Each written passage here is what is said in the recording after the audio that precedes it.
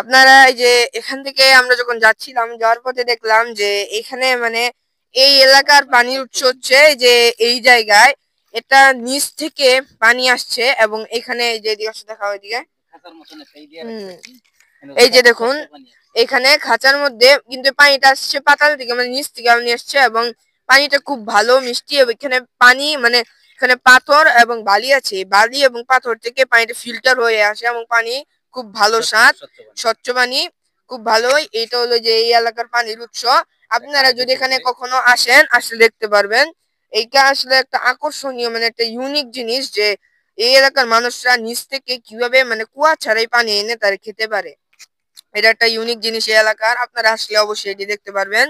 আমি তাও বলে দিলাম। আর হ্যাঁ, এই ভিডিওটা আমি পাবলিশ করব 2-3 দিনের মধ্যে। আপনারা অবশ্যই ভিডিওটি দেখবেন। আর ওইখানে এই যে আমি ওখানে করিনি বাট এই শর্টস ভিডিওতে এর দিয়ে আসলে দেখা ভালোভাবে। এই যে দেখুন এখানে আপনার যে এই যে বালি এবং পাথর আছে এখান থেকে এটা ফিল্টার হয় এবং পানিটাও স্বচ্ছ, মানে কুয়া ছাড়াই নিচ থেকে পানি আসে। আর পানির সংকটের কোনো মানে ভয় নেই। খুব ইউনিক একটা জিনিস, আপনারা আসলে দেখতে পারবেন। আর এখানে যদি আসেন তাহলে এই পাহাড়টাও দেখবেন। আর আমি ওই লং ভিডিওতে এটা দেখাইনি, শর্ট ভিডিওতে দেখেছি, এই শর্ট ভিডিওটা দেখবেন।